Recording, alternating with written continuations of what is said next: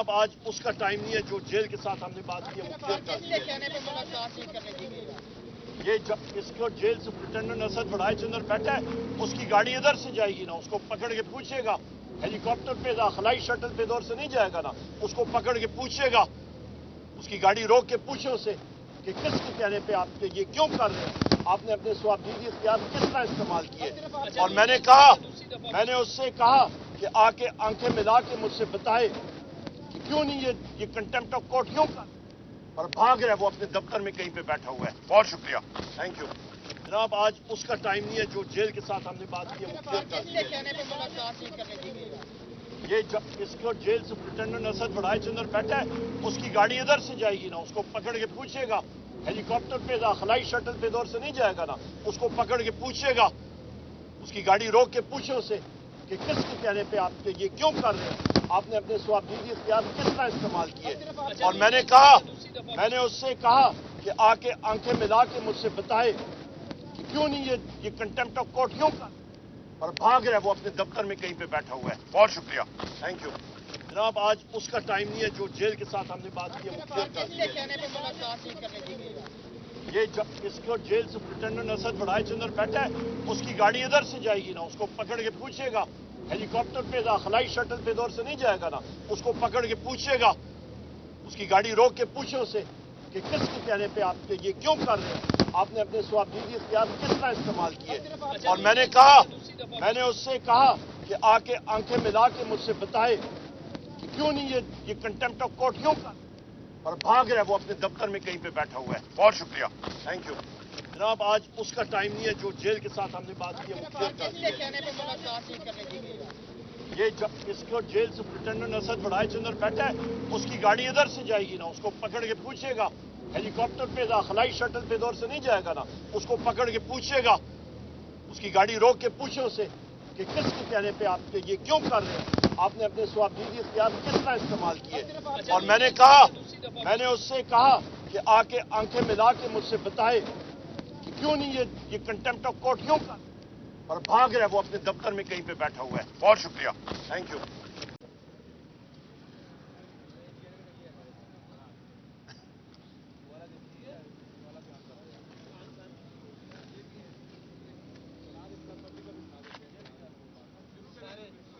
आपके भाई तैयार हो जाए।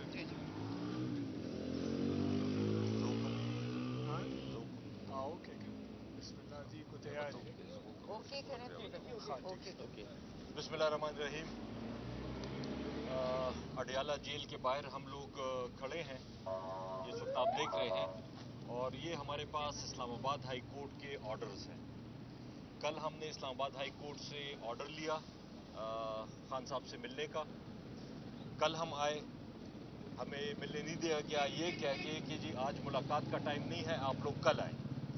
आज हम फिर आए हैं, इतने घंटे इंतज़ार किया है आप लोगों के सामने, और अभी फिर कहा जा रहा है कि जी इजाज़त नहीं है। तो अगर इस्लामाबाद हाई कोर्ट के ऑर्डर्स पे मिलने नहीं दिया जाता, और अगर किसी अदालत को भी नहीं माना जाता, तो फिर मैं इस सारे जो हमारा निज़ाम है अदलिया का, इनसे ये पूछता हूँ कि इसका क्या बनेगा कि अगर अदालतों के ऑर्डर्स पे ओबे नहीं किया जा रहा उसको, और सिर्फ मिलने नहीं दिया जा रहा, तो इससे ज़्यादा और क्या हो सकता है। सिर्फ इसमें बात यह है कि जो एक प्री प्लान्ड इनका मंसूबा है कि एक फैमिली को या दो फैमिलीज़ को ला के पाकिस्तान के 25 करोड़ लोगों के ऊपर मुसल्लत करना है, वो अभी कंप्लीट नहीं हुआ। हालांकि बीच में इलेक्शन हुआ, आपने देखा कि जो भी न्यूट्रल हैं, जो ऐसे लोग हैं जो कि हमारी पार्टी के नहीं हैं, वो भी ये कह रहे हैं कि जी कम अज़ कम आपकी 160-170 सीटें आपकी बनती हैं अगर सही फॉर्म 45 के मुताबिक रिजल्ट दिया जाए। लेकिन वो भी फॉर्म 45-47 के दरमियान फ़र्क है। और जो इनका असल मकसद है, जो ये करप्ट टोला है 35-40 साल से जो पाकिस्तान पे रूल कर रहा है, अभी फिर आपने देखा होगा कि बैठे हैं, बंदर बांट की गई है।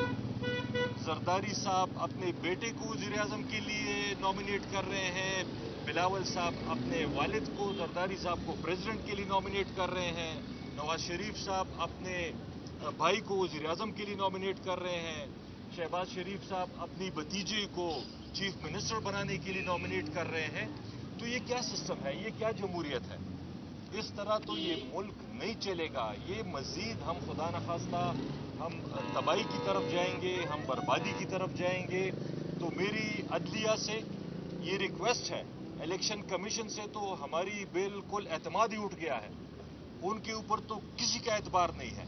वो तो सारी पॉलिटिकल पार्टीज कह रही हैं कि इलेक्शन कमीशन किसी काम का नहीं है, वो अपने पता नहीं किस ऑर्डर्स पे चल रहे हैं। लेकिन जो असल चीज़ है, मैं अगेन रिपीट करता हूँ, हम इंशाल्लाह कंटेम्प्ट ऑफ कोर्ट में जाएंगे, कल इस्लामाबाद हाई कोर्ट में जाएंगे कि जी आपके ऑर्डर्स के बावजूद हमें इमरान खान साहब से नहीं मिलने दिया जा रहा, और आगे उनकी मर्जी, अगर वो इंसाफ करना चाहते हैं तो बिल्कुल सब कुछ उनके हाथ में है। तो बाकी आपसे शाहराम तरकी साहब बात करें। जी शुक्रिया। जिस तरह आतिफ खान ने कहा कि अजीब इंसाफ का निज़ाम है कि हम अदालत से इजाज़त लेने के बावजूद भी कल भी और आज भी हमें इजाज़त नहीं दी गई। बहरहाल हम अदालत का दरवाज़ा एक दफ़ा फिर खटखटाएंगे। हम कल जाएंगे, कंटेम्प्ट में जाएंगे, क्योंकि अंदर जो साहिबान हैं उन्होंने कल कहा था कि आज के दिन आ जाएं, आज कह रहे हैं कि नहीं मिल सकते। हमें यही अभी तक तो जो इत्तलात मिली हैं। बहरहाल ये जदोजहद है, ये चलती रहेगी और ये सिलसिला जारी रहेगा। हम अपनी कोशिश करते रहेंगे। इंशाअल्लाह खान साहब से मुलाकात भी हम ज़रूर करेंगे इंशाअल्लाह। और ये जो मखसूस टोला है जो मुल्क पे मुसल्लत फिर किया जा रहा है, इसको 25 करोड़ लोगों ने ऑलरेडी मुस्तरद कर दिया 8 फरवरी को। दोबारा इसको अगर लाया भी गया तो इनके पास मैंडेट नहीं है लोगों का, मतलब अवाम की इनके साथ जो है वो इत्तेफाक नहीं है, इनके पास सपोर्ट नहीं है।